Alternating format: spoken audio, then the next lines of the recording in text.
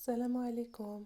اليوم جبت لكم حلوى العيد على دوز اتاي سهله اقتصاديه بدون تعقيدات، واهم حاجه بدون سكر ابيض ولا دقيق ابيض.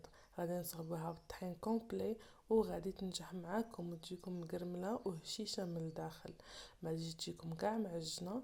تبعوا معايا المقادير وطريقه ديال التحضير باش تعرفوا جميع الاسرار باش تنجح معاكم ان شاء الله من اول مره، وغادي تاكلوا حاجه بنينه وصحيه بدون تانيب ضمير.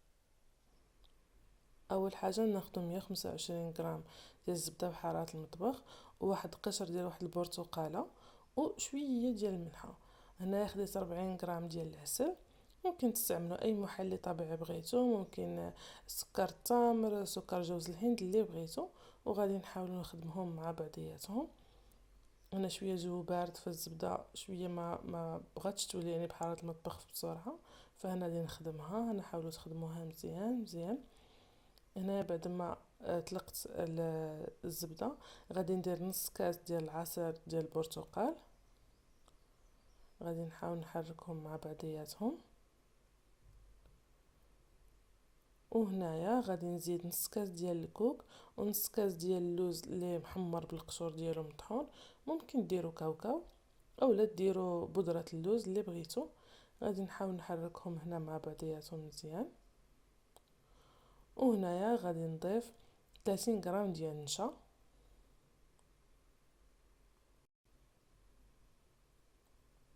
نحركهم. وغادي نضيف الدقيق. هنا خدمت دقيق كومبلي اللي غربلته حيدو منه النخاله.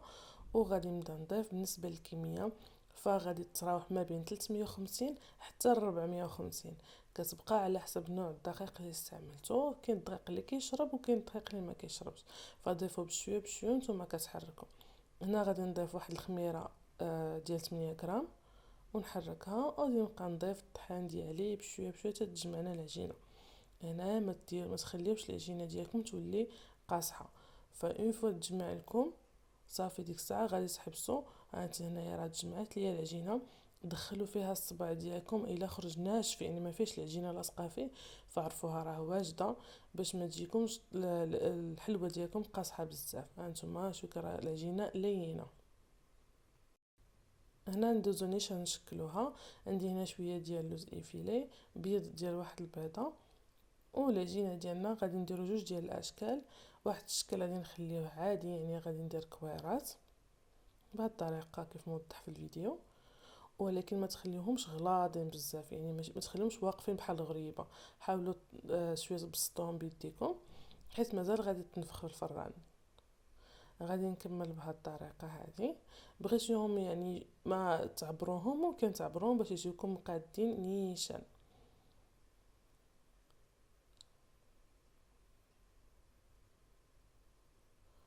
بهذه الطريقه هكا. غادي نكمل، غادي ندير تقريبا جوج ديال الصفوفه. وغادي ندير عاوتاني الشكل الثاني. غادي ناخذ واحد الكميه ديال العجينه ونكورها ونبسطها. وغادي نديرها في بيض ديال البيض الوجه ديالها. وغادي نديرها عاوتاني في اللوز ايفيلي كيف ما هو موضح، وكنحاولوا نتكيو عليها شي شويه. وموراها نحاولوا نقادو داك اللوز ايفيلي ما يبقاش خارج لنا مع الجناب بهذه الطريقه هذه. غادي نعاود نصاوب معكم واحده اخرى باش تشوفوا الطريقه. الى عجبتكم القناه ديالي فنتمنى ديروا شير وسبسكرايب وتفعلوا الجرس ان شاء الله باش يوصلكم كل جديد. وقول لي ان شاء الله شنو بغيتوا الجديد وشنو بغيتي ندير معكم في الفيديوهات الجايين. فغادي نكمل هكا. وهنايا اهم حاجه هي الطريقه ديال الطياب باش تنجح معكم هاد الحلوه. غادي نسخنوا الفران على 160 درجه، وغادي نخليو الحلوه ديالنا طيب على خاطرها، ما تزربوش عليها. واخا شي خطره كتبان لكم بان راه طايبه من برا ولكن راه كتكون مازال خضره من الداخل. فخليو الحلوه ديالكم طيب على خاطرها وديرها غير على 160 وخليوها، وان شاء الله غادي تنجح معاكم من اول مره.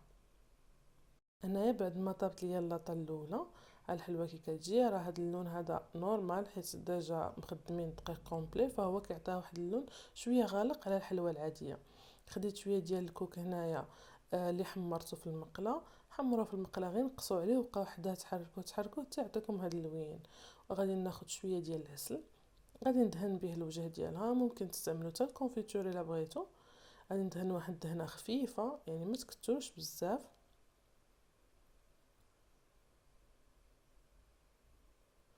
وغادي نديرها موراها في الكوك. في داك الكوك ملي كيتحمر راه كيعطي واحد المذاق مختلف على الكوك ملي كديرو هكاك يعني بيض خضر. غادي نديرها في الكوك. الا بغيتو تغطيوها كامله يعني دهنوها كامله بالعسل او الكونفيتور وتغطيوها كامله فممكن بهاد الطريقه كي كتشوفوا، فكتجي فيه واحد المنظر زوين والمذاق غزال. ان شاء الله تجربوها وردوا عليا. غادي نعاود معكم واحده اخرى. فبالنسبه للطبقه اللي كديروا ديال العسل، فديروها تكون غير رقيقه، ما تكتروهاش اولا تغمسوها في العسل، فغير بواحد الشيته غير بشويه بحال هكا، غير الكميه اللي تخلي داك الكوك ديالنا يلصق.